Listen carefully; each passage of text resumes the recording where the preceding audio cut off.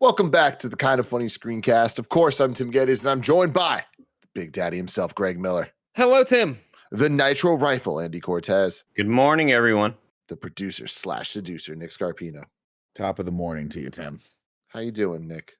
I'm good. I got these little I got these little things right here for my eyeballs. Hello. My special power would be I could just fart out mini Reese's peanut butter cups whenever I want and stick them in my mouth. I liked it but better on when you your used the eyeballs? coins for your eyes for the river sticks. I like that joke better. Tim, set me up again, please. Nick, how you doing? I'm good, man. I got these coins for the river sticks. Oh no, Sorry, Nick passed away. Come back, Nick. We love you. This, unfortunately, is the Kind of Funny Screencast, where each and every week we get together to talk about the latest in TV, movies, and trailers. Of course, you can get it on youtube.com/kindoffunny or roosterteeth.com. You can get it ad-free and watch live as we record it by going to patreon.com/kindoffunny, just like our Patreon producers, Gordon McGuire, Molecule, and Fargo Brady have done. We appreciate all of you so very much. Today, we're brought to you by Shopify and Athletic Greens, but I'll tell you all about that later. I want to talk about the Herogasm episode of The Boys Season 3. I want to start off. It's rare that I do this, but I want to start off here. This was a Red Wedding level episode of television to me. And they hyped it up, and I wasn't sure exactly what they were hyping, but the last week, everyone involved with the show was like, this is the one to keep your eyes on. They had that warning message they put out saying that this wasn't appropriate for anyone. They were absolutely correct. I cannot believe the level of quality of this episode of this show that is already such a damn amazing show. I feel like we got movie-level fight scenes in this thing.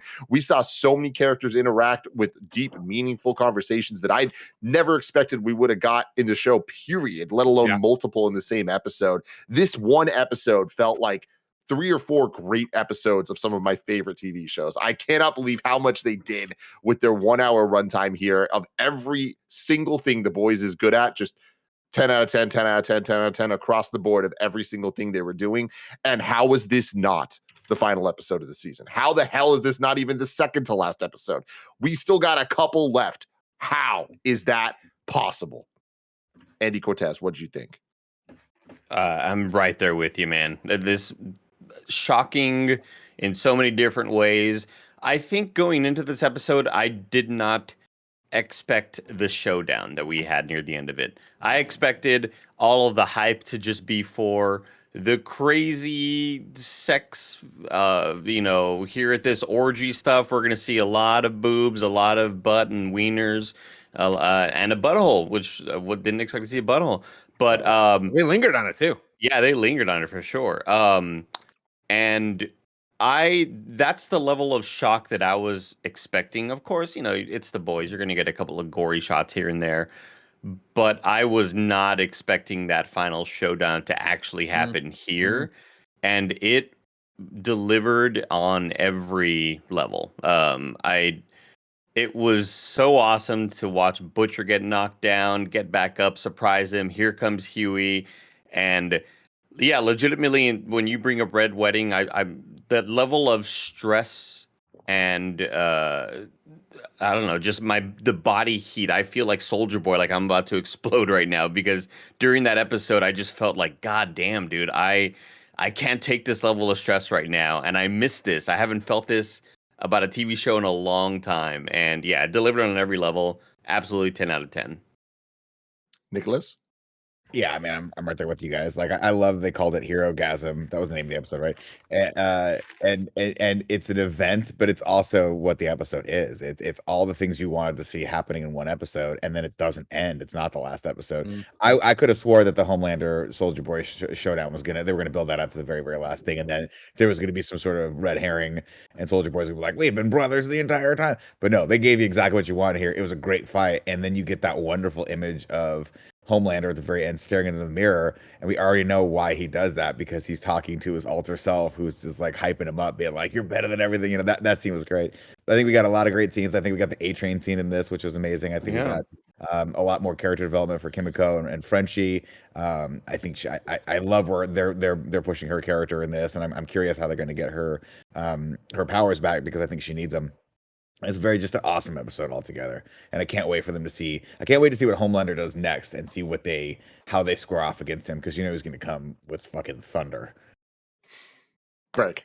Yeah, I echo everything everybody said here. I mean, for me, as soon as it was over and credits started, the first thing I did was go to Google. I was like, was that the finale? Like, I thought there was more episodes than this, and thank God there are, because yeah, like this feels like a season finale of having Homelander pinned down, having like, when get out of here, Huey. No, not a fucking chance. I was like, oh shit, they're gonna like to sit there and be like, are they actually about to fucking do it and kill Homelander to have him get away?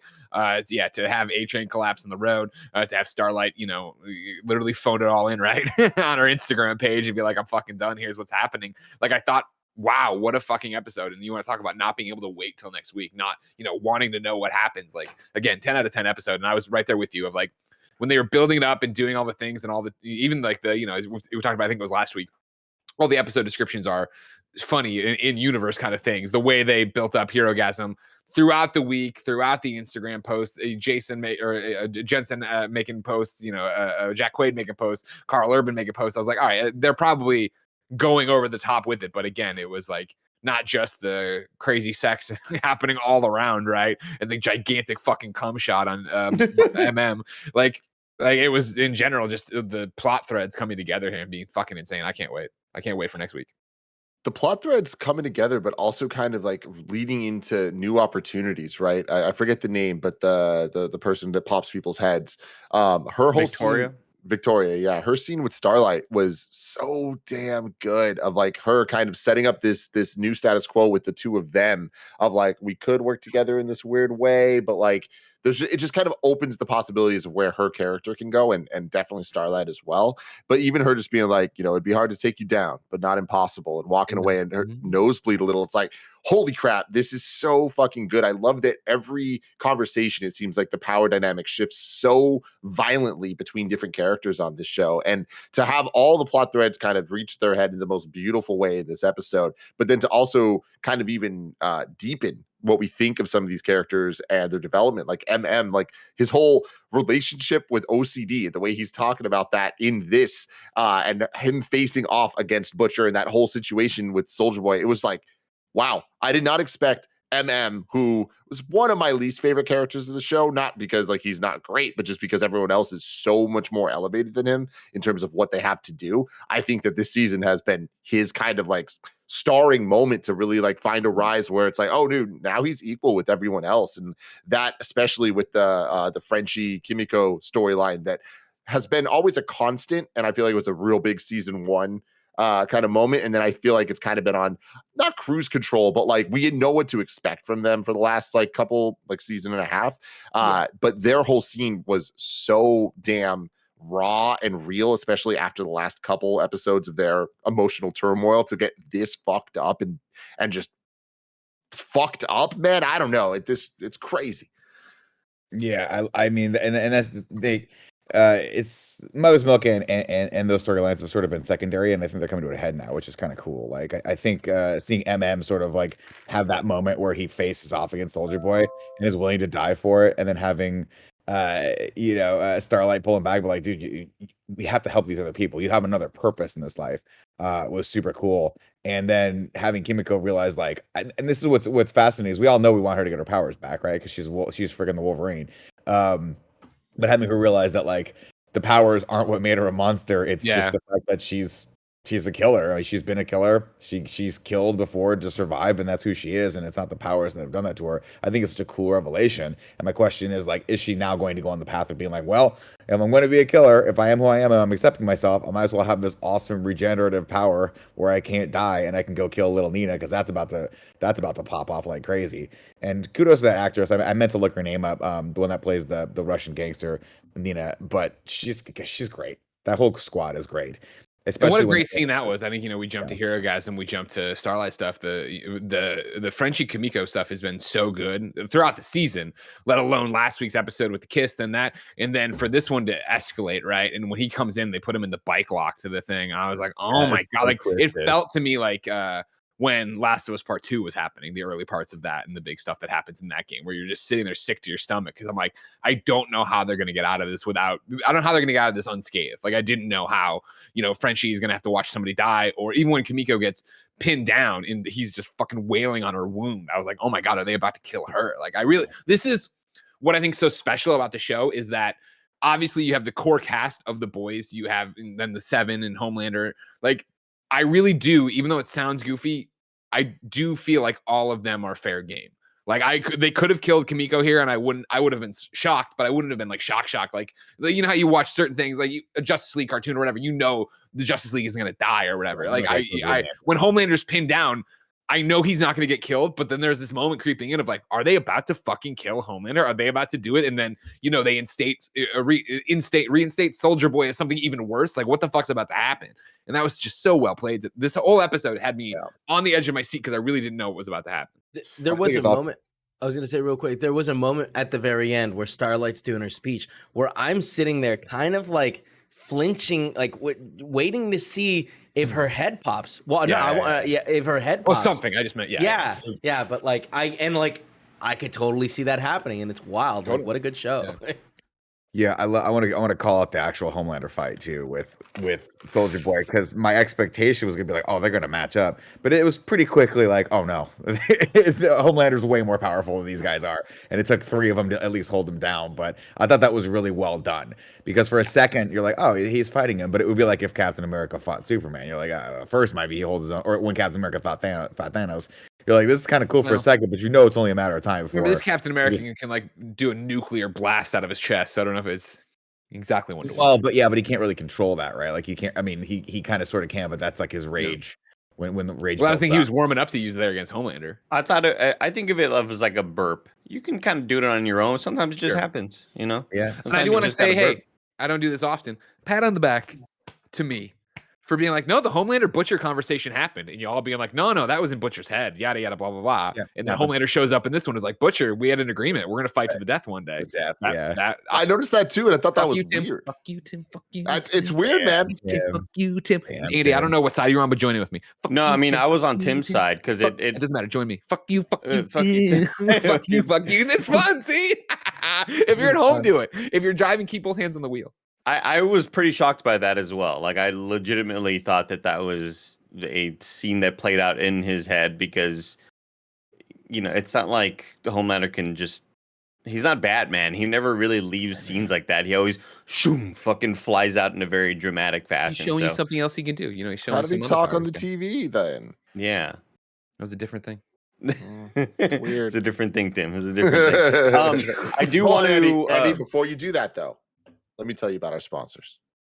This episode is brought to you by Athletic Greens. I've been using AG1 the last few months because I figured it was well past time I start thinking about vitamins, but I'm usually not the biggest fan of their format. So being able to drink a flavored water is much more up my alley. And I'm a huge fan here of the fact that it doesn't taste super healthy. It kind of has like this mild tropical taste to it that I look forward to every morning. With one delicious scoop of AG1, you're absorbing 75 high quality vitamins, minerals, whole food source superfoods, probiotics, and adaptogens to help you start your day right. It's time to reclaim your health and arm your immune system with convenient daily nutrition. It's just one scoop in a cup of water every day. That's it. No need for a million different pills and supplements to look out for your health. Athletic Greens is going to give you a free 1-year supply of immune-supporting vitamin D and 5 free travel packs with your first purchase. All you have to do is visit athleticgreens.com/kindafunny. Again, that's athleticgreens.com/kindafunny to take ownership over your health and pick up the ultimate daily nutritional insurance. athleticgreens.com/kindafunny. This episode is brought to you by Shopify. Shopify gives entrepreneurs the resources once reserved only for big businesses to everyone. So upstarts, startups, established businesses, content creators alike can sell everywhere, synchronize online and in-person sales, and effortlessly stay informed. I love how Shopify has the tools and resources that make it easy for any business to succeed, from down the street to across the globe. Our content creator friends use Shopify to manage all their merch sales and stuff, and I recently got Gia a pair of Allbirds from the Allbirds website, which also uses Shopify. So that's an example of big websites using Shopify for their sales. You can gain insights as you grow with detailed reporting on conversion rates, profit margins, and to help you supercharge your knowledge of your sales and your success. You can go to shopify.com/KFgames, all lowercase, for a free 14-day trial, and you can get full access to Shopify's entire suite of features. Grow your business with Shopify today. Go to shopify.com/KFgames right now. That's shopify.com/KFgames for a free 14-day trial. Shopify.com/KFgames. Go for it, Andy. The A train sequence. I don't want to say like this man redeemed himself. Still a pretty terrible person. For sure. But I think he's dead. I don't think he just collapsed. Like, I do think that was the way to kind of write him out and the way to kind of get him out of the show in a way that feels satisfying, because we see that initial meeting that he has with the PR lady. I forget her name. Ashley. And her finally sticking up to him and him not really fighting back, that was a great sequence, by the way. Her being like, I just said this out loud. I can't believe that. I finally stood up to a soup and said how I feel, because this job is hell. Yeah. And to sort of have him have this sort of introspective moment there was surprising to me. And then when Huey walks up to him there at the Herogasm, it's just like, Huey, not now, man. What are you doing? Not now. But he's got that fucking He's V roid in him, right? rage. Making him feel like he can do anything in the world. I loved that. He is so roid raged, but we get another moment of, like this man actually does feel bad. He finally understands what it feels like now after his family member got completely destroyed by Blue Hawk, and now he gets it, and he sees what can happen to a family and what soups can do. And I wasn't expecting any sort of any sort of thing to be resolved in this episode, much like I wasn't expecting the fight scene at the end. So in a way, it felt like 1% forced to walk out of that place. Everybody's on fire. Everybody's dead. They just had a nuclear bomb go off outside in Soldier Boy's chest or whatever. And for him to be like, Blue Hawk, and even Blue Hawk's like, dog, what are you doing? Not right now. Like, there's a psychopath and they're ready to kill all of us. Killing everyone, yeah. And it was just awesome as hell to finally see him confront that. And yeah, I do think he's dead, because we've known the consequences. We've known that if he runs fast again, his heart is so screwed up from all those drugs, and he's gonna die. And I really do think that he is dead, and it wasn't just a collapse sort of moment. At least I hope he's dead. I think that's kind of a good way to write him out.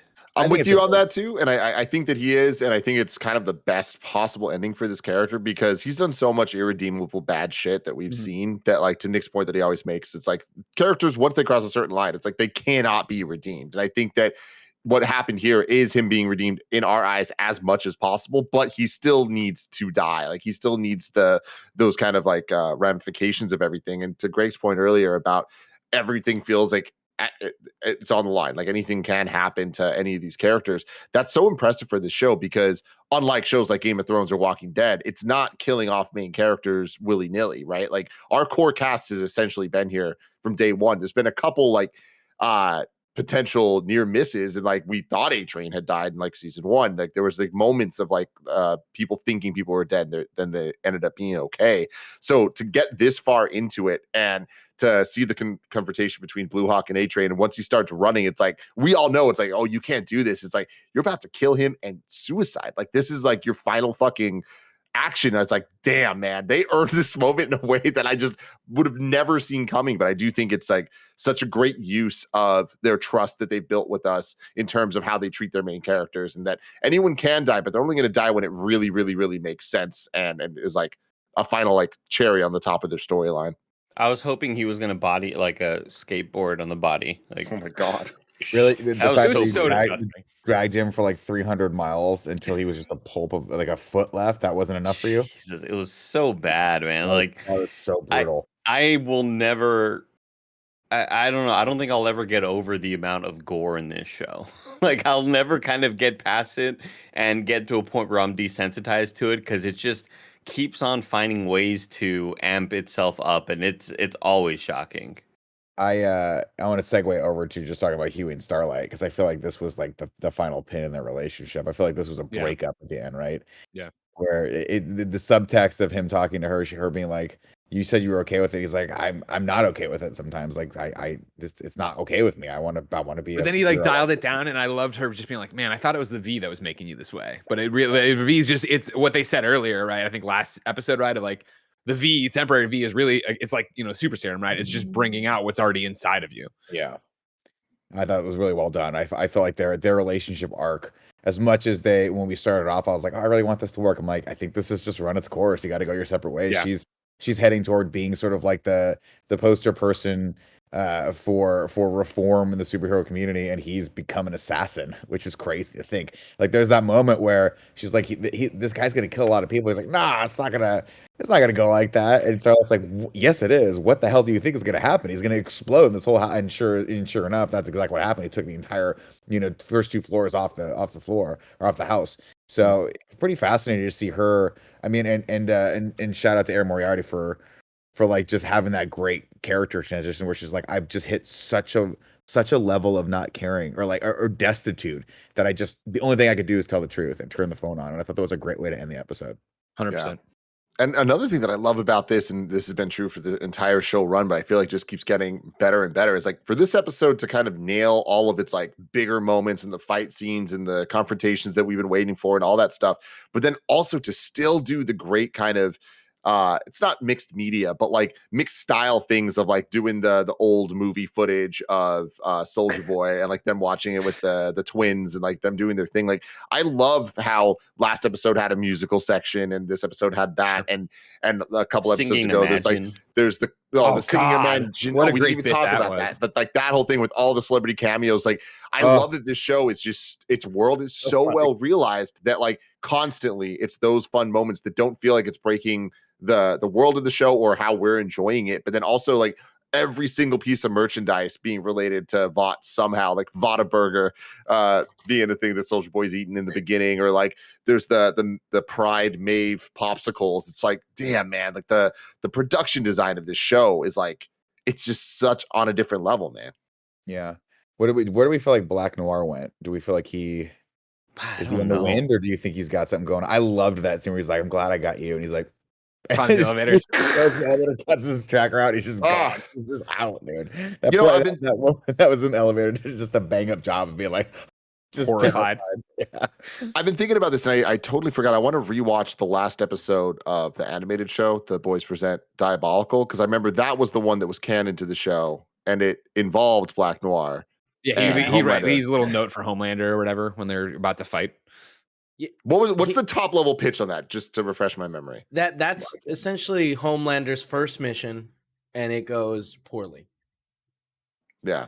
You want me to spoil the rest of it? Yeah, Yeah, so then the next step is Black Noir. Homelander thinks he's gonna have to kill Black Noir. He looks at Black Noir, and Black Noir kind of lets him know that like it's okay, like we're just gonna cover this all up. Mm-hmm. So gotcha. Okay. Yeah. That's what I remember. I didn't remember. I remember when we edited watching it, we were just like, oh fuck, I totally forgot what this world is, and now I feel like I'm way more in the world. Sure, that makes sense. I have no idea. Like part of me wonders, is this I don't know how the episode ended and when the last time in the episode we heard from Black Noir. I obviously feel like he's way too important of a character to just kind of use that as a way to let him escape. I do think that maybe that's just a way to throw us off the scent and try to get us to forget about him for a bit, and then maybe he comes in for one big heroic moment, I think he kills Soldier Boy or something. I was just gonna say, I think they did two really interesting things. One, introducing not introducing, but like having that moment where Anthony Starr like almost breaks down when he finds out that Black Noir ran away. Yeah. Like I feel like that was some really solid acting, and like for a moment you're like, good. Oh my God. Like Homelander, like thinks that one of his best friends just betrayed him. And then the other thing is the His twins, only friend. yeah. The twins just completely blamed Black Noir. They straight up said that he was the mastermind of everything going on, which out of everyone from Payback, the only person that's still involved with Vought on a like hero level Black Noir is Black Noir. So I wonder if Black Noir has been pulling the strings to get his agenda moving forward. And yeah, things didn't pan out with half his face fucking melting. Yeah, but, there were some people in my Twitch chat last night that were like, well, it's also a great scapegoat because he doesn't talk. So like it's an easy kind of way to just pin it on somebody, but goddamn, like I'm just so fascinated by whatever the ramifications of this whole thing are gonna be. And again, man, that fight scene was just so damn intense. Like that level of sort of Game of Thrones feeling of like anybody right now could die, and they don't, and I don't care. I don't feel like it's a cop out. It's just it's done well enough that like I trust them to make a good, satisfying show. And on top of that, it was satisfying when it was Captain America versus Superman. Holy shit, we're actually getting it, and they're making it feel right. And then we get Butcher involved, and you're like, oh fuck! I thought if they maybe for the rematch, it's like no, they're doing it here. And then Huey gets involved. It's like, yo, you just jumped from like Iron Man 1 to fucking Avengers like so quickly, and it was awesome, and it was all kind of built up. And Huey teleporting goes from being goofy to badass, but still being goofy. It's just like this perfect blend of like growing with these characters. Yeah, I love that shot with Carl Urban fighting him, or Carl Urban just like he knows he just wants to fucking get it on. He's got the bloody mouth and stuff, smiling through it. Yeah, that was awesome. That was like I just want to fuck this guy up. When he had the bloody mouth smiling while he's fighting, I was like, oh man, Shades of Green Goblin from No Way Home, right? Where I was like, oh yeah, this is what he's wanted forever, and he's getting it. And I loved, Homelander's reaction, like, how are you doing this? Like, how are you still alive or whatever? What's going on? Like, Kevin, I love catching them off guard like that. Oh, just one more thing with the Black Noir. Like what you were saying, Andy, like it's really easy to use that as a scapegoat, but it also is really interesting to think that someone like that could be pulling the strings and then no one suspect them because they seem so much like a quiet, unassuming character. Yeah. Like the idea that Vought can see everything out of his eyes kind of changed perspective if suddenly he's trying to control them by showing them different things, Well, it's curious also, like we haven't seen from Edgar. We haven't heard anything from him since he was sort of like ousted, and he's coming back. There's something back there. I remember he was the guy originally running that team, so he's got to be ultimately responsible for some of this, if not all of it. I'm not sure if there was I'm curious to see where that's going to go because Esposito has to come back into this to some degree. I mean, we have 2 hours left this season. Like, that's wild to me. Think of this much episode to episode, like 2 fucking more of what we just got right now left. But what a great way to set it up, because it kind of reminds me of, have you guys ever seen The Usual Suspects? There's that great moment where Chaz Palminteri is like, if you saw Kaiser Soze, why didn't you pull the trigger? He's like, how do you shoot the devil? And what do you do if you miss? And it's that terrifying moment where it's like they just missed the devil. That was their chance. What is Homelander gonna do now? Because they're not gonna get that chance again. He's not, he's gonna come back. He's gonna come in super fast. Yeah. That yell from him when he's on the ground of just pure rage and anger and fear, almost like I gotta get the fuck out of here. Ugh. That was probably the first time he's ever been overpowered physically, And then also the end, where he's just sitting there, looking at his bruise. Like, again, he was just hyping himself up, being like, you are marble, and suddenly now he's got a bruise on his fucking face. Yeah. God, this damn show. This show's so fucking... Yeah. Not to mention when he's talking to himself in the mirror before the fight, right? Not the end there. Like, I felt for him. You know what I mean? Like, I hate Homelander. Like, he's a horrible fucking person, soup, whatever. And I watch him in that thing, and I'm like, fuck, dude, I wish I could give him a hug. I wish there was somebody there that was, like, normal to talk to him. And, like, I mean, granted, at this point, you get your face melted off at some point by him. But shit, man, what a fucking show. That's happened so many times in every season with him. And I like to apologize to everyone. I've been calling him Anthony Starr for the longest time. Kevin just blew my brain. My mind, it's Anthony. Joss! Joss. But yeah, Anthony Starr just does such a great job of even playing the most twisted, fucked up, evil character, but giving you that little kernel of sympathy for him, which makes him so compelling because you're like, you do kind of feel like he's built all this armor up around himself. He's also very psychotic, but he's got all these things from like this childhood trauma and all this crap. And he's a psychopath and all that's built in, but then he just got his ass beat. And it's kind of sad. You're like, oh, okay. But he's going to come back with a fire. That Smeagol Gollum scene was fantastic. Yeah, that was really good. That was really good. A lot better done than in that one movie you like, Andy. It's won a lot of awards. I mean, real time, it was a better version of the Green Goblin Spider-Man 1 situation, Spider-Man trilogy situation. But I love that this show can use our knowledge of those things and make those illusions and kind of be like, fill in the gaps and make them even better. And like another version of that is like Soldier Boy being Captain America, but also kind of being Winter Soldier, it seems like, with the way that he's exploding and all this stuff. Like, I just love how much they play with our knowledge of other comic books and other superheroes, but then kind of have that level of parody, level of satire, but then on top of it's this beautiful bow of just it all connects and works, because this alone is a great story with great characters. Yeah, it's funny though, because Homelander, if you notice, every season Homelander has to have that person to bounce off of. In the first season, it was Elizabeth Shue's character. And then we got Stormfront, and now he has no one left in his life to be the sympathetic like person that can tell him he's great. So it's just himself now. It's just that his reflection in the mirror that's doing that, which is so sad on so many levels. Well, I think an important thing to note is like I don't think that that's new, right? Like that person was like, yeah, I got you through the padded room, right? Is what he said. I think so. When he was a kid or whatever. When he was a kid, yeah. The Stranger Things room where he was in, he was born in. Oh man, Stranger Things coming back. We got a lot of good stuff to look forward to. A lot of good stuff to look forward to here on the Kind of Funny Screencast. Of course, we will be reacting to the next 2 episodes of The Boys and so much more. Miss Marvel, Kenobi's all wrapped up. You can check out our thoughts over youtube.com/kindoffunny or your favorite podcast service. Search for Screencast. Till next time, let us know in the comments below what you thought of Herogasm. I love you all. Goodbye. Woo!